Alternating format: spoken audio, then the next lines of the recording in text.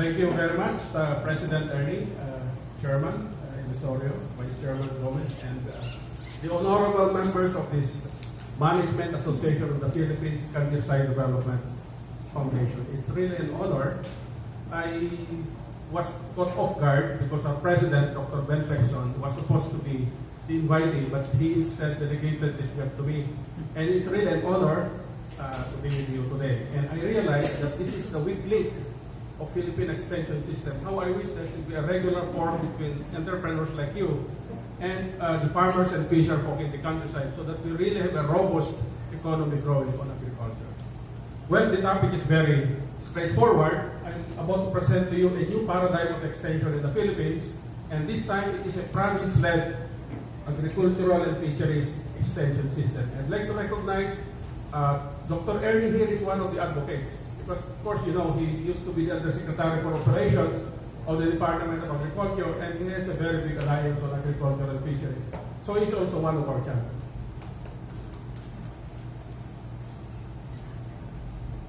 I have 5 areas to discuss with you. I hope I could make it in 30 minutes, as was directed by Bernadette. Number 1 is I'd like to go global first. We'd like to scan the contemporary environment of agricultural extension, not only in Asia but throughout the world. There is now a changing paradigm because of this emerging contemporary environment of extension. And we will also see models of extension in Asia, where we have derived this model of province-led extension that we are advocating for the Philippines. And yes, of course, this system itself, the province-led extension system, and we will have a very brief summary of all that I have said. I'm sure you have heard about this. Fourth Industrial Revolution, and as a consequence, we have also the Green Revolution. I don't know if you have heard about Agriculture 4.0. Market integration, and I think number 5 is your forte. That's your emergence as a very strong partner in agricultural extension. This is how agriculture looks right now. I'm sad to say that we are still far from here in the Philippines, but if you look up in the US and in Europe, this is the one that is now emerging. And agriculture is now driven by technology, and it's globalized, you know. It's competitive because the world now is one market for agricultural products. You have heard about climate change. We are also promoting climate smart agriculture in the Philippines. I also am based on the International Rice Research Institute right now. We have a big program on climate change, agriculture, and food security. Information intensive. Before, you know, in the 70s, you had 1, 2, 3, 4 steps. We call it Masagana 99 steps. But now it is information intensive because information is now, technology is now driving agricultural modernization, and it's mechanized and diversified. So I hear many diversification opportunities here in this group, and so perhaps we have a very good opportunity now to go beyond rice, because whether we like it or not, rice and coconut are the primary agricultural products in this country. You have heard about this, definitely, artificial intelligence, the Internet of Things. I'm sure you're familiar with this. You know, autonomous vehicles. I hope they will come in EDSA. And, you know, you see vehicles talking to each other, avoiding collisions, etc. I hope one day we will have that. 3D printing, nanotechnology, biotechnology, and quantum computing. These are the technologies that are now driving agriculture, not only in the Philippines, but in the world. I'm sure you also have heard about this. A very good example is the house of the great Microsoft founder. His house is like this. All his devices are connected to the internet, and when he wants to have coffee, it's there ready for him. If something gets washed or he needs milk. So things are also now connected to the internet, not only people, but things. So that's why perhaps they call it IoT or the Internet of Things. Yes, this is not in the Philippines, but how I wish in the next decade or in the next 2 decades, we will have something like this. Right now, at the Philippine Rice Research Institute, I'm also engaged with them. There are now drones that are trying to apply fertilizer. Drones are now monitoring the field for pests and, yes, future harvests. And in this farm, we only have one guy there in this house, but he is trying to apply fertilizer through his AgriBusiness. He's monitoring his farm through drones. And his cows are texting to each other because they have sensors. So the cow will tell, oh, I will, have bear cows in 2 to 3 months, or I will have milk in this kind of next week or something like that. And then all the data coming from this in the farm and from the animals are fed into his computer, and that's the way he collects information and makes decisions. This is a dream. But now in the advanced countries, it's not a dream. In the Philippines, I hope Ernie and with your partnerships, we will be able to have these kinds of technologies in the provinces where we are going to do agricultural extension. So this is the agriculture of the future. Well, everybody knows some people are not for this, but whether we like it or not, this is the future of agriculture. This is the future of crops and animals. And biotechnology, if you come to UPNUS values, we have a very advanced, at the International Rice Research Institute, we are applying biotechnology in terms of improving crops and improving animals. And yes, whether we like it or not, this is the technology for the future. This is you. So if you look at the big players of agriculture, it used to be the public sector, but right now, globally, it is the private sector that leads. If you combine the income of Dow, DuPont, Syngenta, Bayer, and BASF, that's more than the gross domestic product of Laos and Cambodia. So, no longer is the public the lead. You are now the leaders of agriculture. This is the world economy now. It's driven by information. It used to be land. But right now we have knowledge generators, knowledge merchants, who are leading the world information economy. If you look at, let's say, Apple, that's 851 billion, that is more than the gross domestic product of the Philippines. And all this rest, Microsoft and Amazon. So this is the one that's driving the world economy right now. So this is the second set of presentation. Because of those technologies, we now have a changing paradigm of agricultural extension. If I may have a very simplistic diagram here, before it was research that generated knowledge, and then that passes on to extension, and then that passes on to farmers. It's just like a relay game. And that is the reason why there is a very slow movement of technology from the laboratories to the farms. That's a very good example is a rice variety. A rice variety takes 7 years before it can reach the farmer. So how can we modernize? We now have a very good, very strong pressure on food security. So if you look at this one, this is a communication model, source, message, channel, receiver. It takes time and it is one way. The only way these guys can do feedback before is, they talk to the extension worker and eventually, hopefully, that will reach the receptor. That was before. But now, as I said earlier, there's a revolution going on. That relay, that linear flow of information and knowledge has been broken by the internet, Web 1.0 and Web 2.0. I'm sure you know Web 2.0, that is social media. And now the source has become the receiver, and the receiver has become the source. They have converged. People are not talking. Before, it used to be only experts who gives information to the farmers. But now farmers, because of the many sources of information, are also sources of technologies right now. And this is the very basic theoretical and conceptual foundation where we are trying to propose a new paradigm of agricultural extension. You see here, the Philippines, I think, is maybe number 1 or 2 because India and China. When I was in India, by the way, I worked with Secretary Dar for 12 years at the International Crops Research Institute for the Sub-Saharan Tropics.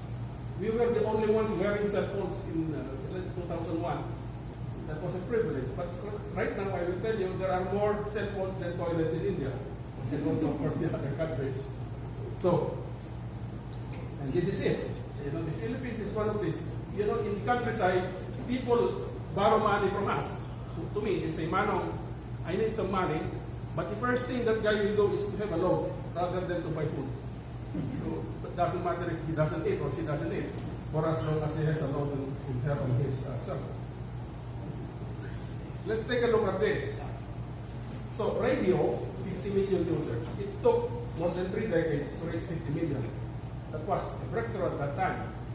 television more than 2 decades, and internet less than half a decade. But take a look. This, I'm sure everybody in this room will have a Facebook account except me. I have engaged myself in Facebook. And this may be more than right now. And this is the revolution that is now changing the paradigm of technology and information exchange.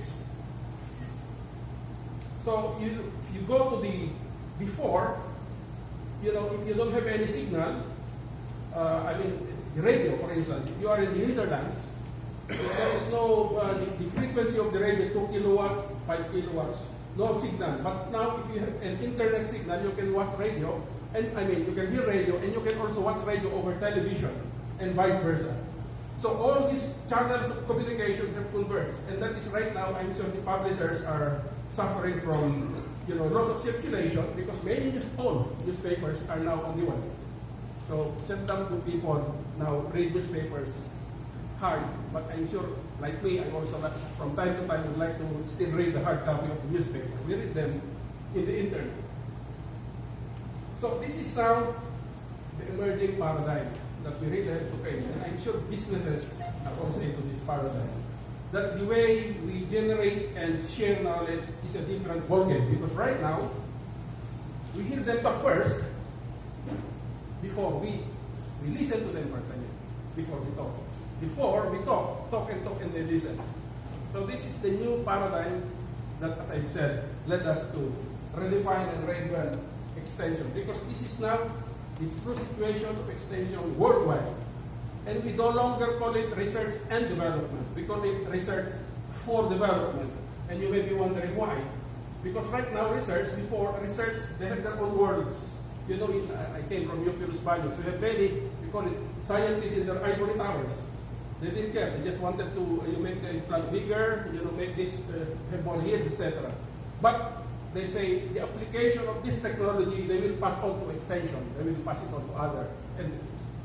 But now we have bigger development goals: food security, rural prosperity, climate smart, climate resilience. So now they have become the big issues where research is subordinated. And in that group that I work with, it's called before the Consultative Group on International Agricultural Research. You've heard about the CGIAR. That is now the paradigm, research for development. That's why donors like Bill Gates, they want to see results in 3 years. And that is why you have heard funding grants among the world, global research centers have shrunk. It's because it's very difficult to produce results in 3 to 5 years, which Bill Gates donors want. And it's really, I came from, as I said, I had my degree in Bachelor of Science in Agriculture, shifted to communication. It's difficult to produce results, especially strategic type of research, in 3 to 5 years. But that is what the donors want. That is now pressure on research and extension. These are 3 things. Now they have converged. And why? Let's see. There are development outcomes. The donors will ask you how much, how many people, how many millions of people will your technology reach in 3 to 5 years? That is the one they are asking now. And if you cannot answer very concretely, they will cut off your funding. And take a look at all the players. Research, you have universities, national agricultural research systems, you have the international agricultural research centers, the private sector, and lead farmers are also doing research right now. I'm also a farmer myself. Okay. And by the way, Joseph, I'm very proud I have a province mate here, Joseph. He works for the governor of Cagayan. Very good. And extension, same players, and farmers. So what I'm saying here is, it's no longer a relay game where technology is coming from one source. Technology is coming from different sources. And that is why we need to collaborate. That is why the title of our presentation is Collaborative Provincial Extension, because you see the players here, they have converged. And because of the information revolution, the source is now converged with the receiver, and the receiver is now converged with the source. And this is the word that we are trying to play with right now in extension. So this is a bottom line question. This is not the main part of my presentation. Right here in the Philippines, and definitely in Asia, this is the bottom line question. And I'm sure your technologies, your businesses, this is also the bottom line question, because the users of agricultural technology and your partners in agricultural technology are these people, the farmers and the fishermen. To take a look at Japan. This is one inspiration that we have adopted. You see, at the national level, they have a Ministry of Agriculture, Fisheries and Forests. But at the provincial, they call it prefecture level, they have a provincial extension center. And this is the one we are going to establish here. And that extension center is backed up by subject matter specialists from the private sector, from the university, from many sources. You know? And that is the ammunition that we need to reach the technology, to reach these farmers and fisher folk. And take note, what we are also adopting is they are working through intermediaries, the leaders at the local. We have many local leaders, many progressive farmers, and many irrigators associations, many farmers cooperatives, and that is the one that partners with extension workers to bring your technology to farming and fishing communities. China, one of our members in CAMP, has worked in establishing what they call country agro-technological extension centers. And one thing good, when you work with China or when you work with Vietnam, you introduce a technology their first year, you go there 1 or 2 years, they are now planting 50,000, 100,000 hectares. Very easy to implement in these countries. And this is what they did. You see, after 10 years, they have about 2,000 centers. This may have increased right now.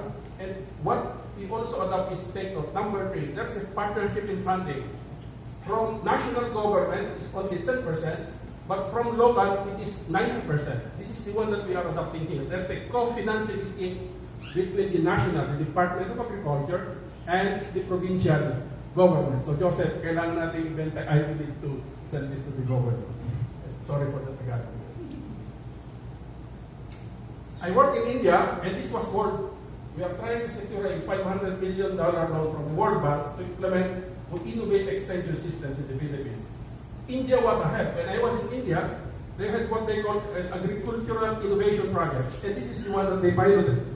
You see, national, that is the Ministry of Agriculture. And, in India is a big country. Their district is equivalent to a province of the Philippines. And take what is the system there. There is an agency, and it has a management scheme, collaborative, and take note all the players, the one that shares technologies from the public, from the private, non-government organizations, the barefoot technicians, and the input dealers. These are all under an agency, and they work collaboratively in partnership to deliver technologies to farmers. India, we can easily do this not only in the Philippines but in Asia. This is very simple. In India, in every village, they want to have this. It's a simple kiosk. There is no electricity in this village very well. But there is a generator that provides power to this kiosk. This is connected to the internet. And take note, they are very much ahead in what they call e-governance, because marketing administrative information is stored right here. Research technologies are right here. That is the Indian Council for Agricultural Research and the State Agricultural University. And the national and state government offices, databases. It's all here, and people there can do business with government without going very expensively to the town. And take note, there are no seats. That's why you cannot stay there for long. And it's powered by a generator. Easy. Another innovation here is what they call the Kisan call center. It's a call center. We have many call centers here. But then take note how they apply it to agriculture. So a farmer is toll-free. This is about, from 6 to 10 in the evening. So he calls a number, and that's a 24-hour somebody there who will answer the call. Either from, these are the private sector providers. These are not government. So that is frontline basic agricultural information. But take note, there's a second level here. And that's where the government enters. A more sophisticated kind of question, a more specific type of technology-related question. That is the subject matter specialist who will answer. But still, if that subject matter specialist cannot answer, the ultimate level is the senior government official who will answer the question. This is easy to implement. Easy to implement. And they're doing it in India. This is what we did in Africa. This is in Niger. Niger is a desert. You see here the soil. There's nothing, almost nothing. And I was surprised when I was there. There was a transmitter. And there's no electricity in that country, in that city. So I was telling them, there's a radio station. So how do you operate a radio station without electricity? Take note, there's a solar panel there. It's operated by the sun. And how do we distribute information? You see, there's a portal in India. And yes, those content, we upload it in the internet. For adaptation, I don't know if you have heard about this world space. There was no internet there. There's no electricity. This is the one that gets the signal from the satellite. This is just like a radio. And through our partners, it is adapted. You know, these radios have no batteries. It's you just crank it and it will run. And that's how the villagers get information several thousand miles from India, adopted by our partners in here. So what is the lesson here? It's the inventiveness, it's innovation, it's available technologies that we can assemble and harness to really reach the people there in France.